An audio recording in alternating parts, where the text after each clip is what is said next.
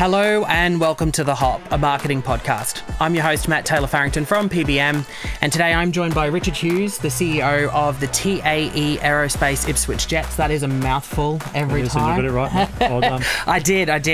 And today we're going to talk about winning partnerships and I guess getting the most from a sponsorship. Yeah. I think sometimes businesses get confused about sponsorship, that it's just putting a logo on something. Yeah. And whilst that's great and it gives you exposure, there is other elements to sponsorship. So, all right. So sponsorship in professional sports, obviously more than, as I just said, logos on jerseys.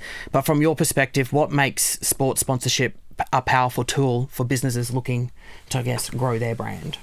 Yeah, look, I think there's many ways to advertise and to get your business out there. And I think the great thing about sports sponsorship in particular is that obviously there's many touch points along the way.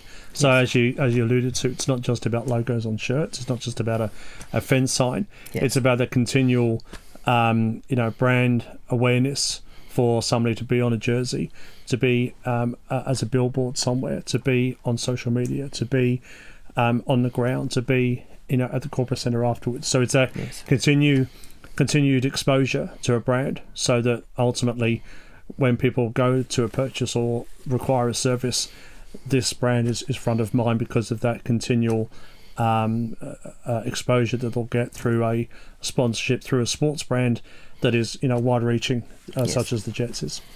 Yeah, and I guess it also probably builds an element of trust there as well. Yep. I mean, the fact that a brand like the Jets is prepared to partner with this business, it kind of gives them a little bit more credibility in the market as well. So, all right. So moving along, how can business maximize their sponsorship? I guess I hear sometimes, through business that I work with, that they may say, oh, that sponsorship didn't quite work for me. Yep. And I guess sometimes it's all good to pay your money and get your logo wherever it is, but there is also a certain element of you've got to participate in that sponsorship. You can't just pay your money and go, okay, cool. Yeah. Where's the leads, or where's the sales, or where's the whatever? So what would you suggest to businesses on how they can maximise? Mate, the key thing, and we always do this, is, and this is before we even pitch a proposal, is to a business to understand what is their outcome. Yep. Understand what it is you want to get out of it. Yes. And then we are genuinely very honest to assess that outcome. And we've sometimes, turned sponsorships away, not because we obviously, love getting every business involved, but if an expectation is either unclear or unrealistic, what we don't want to do, as you said, is take somebody's, money. It's very, it's hard-earned money off the bottom line to invest in marketing. Yes. And it's, it's part of that marketing spend. So the first thing to do is understand what your expectations are. Yes. Then the next thing then is to really work with us to see, how realistic those expectations are, and make sure that we, again, have a way of measuring those expectations. And really, I guess it's, there's two ways of doing it. You've got tangible and intangible results. So if you're a company that requires return on investment via sales or an increase in a particular thing that you can measure, then again, we can have a very honest conversation about whether that's possible. Yes. And if it's intangible, where we're talking about, brand engagement, community awareness, those kind of things, again, and a shout out to our, name and right sponsor, TAE, for example. Yes. TAE Aerospace are a brand that is really investing in this because they have a really good community and social responsibility to the area. So that's a very clear outcome that they want to achieve. We are very confident that we can do that, and we work very closely with them to achieve that. So I think to maximise it is two ways, really, to summarise. One is to have very clear goals, and secondly is to work with us to ensure that we do that. So you don't just give us your money, leave, come back in 12 months later. Did it work? Did it not work? Yes. It's about why didn't it work? How can we make it work better? What is the best way to achieve those goals? Yeah, agreed. I think it's important for business to actually be very clear about what their objective is when going into those. I've seen a lot of businesses who pay for it and then 6 months in go, what am I getting from it? And it'd be no different in your business, mate, with regards to marketing. You need very clear goals as to what people expect from your service too. Yeah, and I guess that kind of leads into, the next biggest question that businesses have is what is their return on investment and how should companies measure the success of a sponsorship? And I guess it gets more, in my opinion, you have to look at the sponsorship and determine there's got to be an aspect there of awareness. You can't just expect straight sales and expectations there on that. Yeah. And I think it's, some of those, as I said, it's just even being linked to a club like the Jets by association. Yes. It's not all as simple as being able to walk into a retail store or a car yard or whatever it might be and say, I am here as a result of seeing your brand at the Jets. Yes. There's a reason why they've walked in.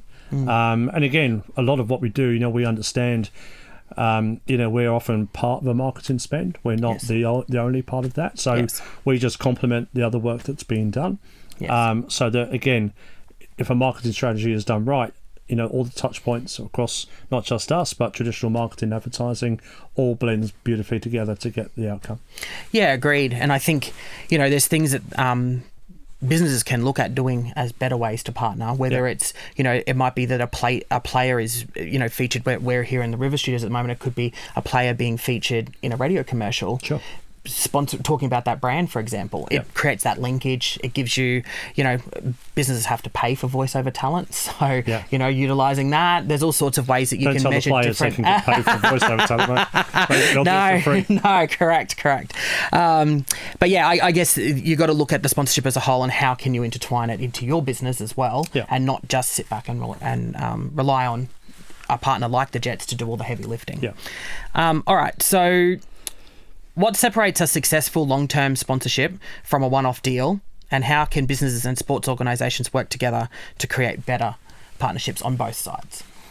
Sure, and I think there's something to be said for both, right? So sometimes you do have something that you want to do a one-off campaign. It may be something a significant or specific, and in that case, then we can create a one-time wonderful activation. Yes. But obviously, with most of our sponsors, they've been around for years, some decades, because it's their interaction into the community. It's their interaction into, again, back to what you said about that trust, about being authentic. Yes.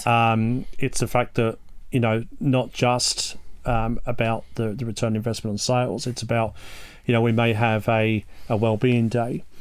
We may have a community initiative. We may be funding scholarships. We may be doing a development plan for the youth in the region. Yes. So where the community see the authenticity of a brand and get their trust is when they see it not just as a grab to get those figures, not just to get a grab for sales. Yes. It's the fact that this company truly cares about the region of Ipswich. Yes. And therefore then that trust, and again, marketing 101, I'm not telling you anything you don't know, but trust is almost the key number one thing. Correct. If you get that trust, people will make that purchase. People will do that because they like your brand, not just because you're selling at them. So there's certainly a place for both, and we certainly do both. But our most successful tenures are ones that have been around and come with us on that journey. And again, they're with us in the wins. They're in the trenches when we're not going so well, and they'll get the benefit at the end. And we do our very best as a club to ensure that we acknowledge those people because they're with us, during those tough times. Yeah, definitely. And I guess for me, a prime example using the Jets would be Articulate Framing, who puts, you drive past his showroom there and he's got the sticker showing the games. He's got the proud partnership. He's promoting it. And a lot of businesses will say to me, well, why am I promoting them? Isn't it supposed to be the other way? And it's like, well, you should be proud to be a partner with a sporting club. Yeah. And, even things like, I know brands that tag their sponsors at the end of commercials, all that sort of stuff, because if they do well, you do well, and it's about mutual benefit there. So, and I mean, taking Steve's example, we had a season launch, the other night. We needed to move some furniture. We gave Steve a call, he gave us the van, we moved the van, and he gave that to us. So, it goes way beyond a traditional transactional, here's your money, here's your logo, etc. Becomes a partnership. And Steve's a friend and a friend of the club and, been around for many years. So that's to be true of many of our sponsors and partners. Yeah, agreed. All right. So looking ahead, last question for you. How do you see the landscape of sports sponsorship evolving? And are there any emerging trends or new opportunities that businesses should be aware of? Yeah, look, I mean, I think, AI, ChatGPT, digital, as far as outreach and as far as engagement is absolutely the way to go. Yes. what that looks like from a sponsorship perspective is difficult to say, because again, if you're at an NRL level or beyond, or NFL and all the the major sporting codes, yes, have a lot more budget to do some amazing, wonderful activations. We'd love to do that.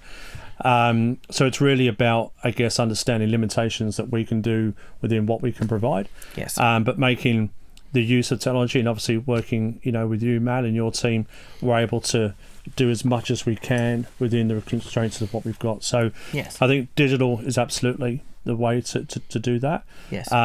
Really adopting and using, AI that's also available.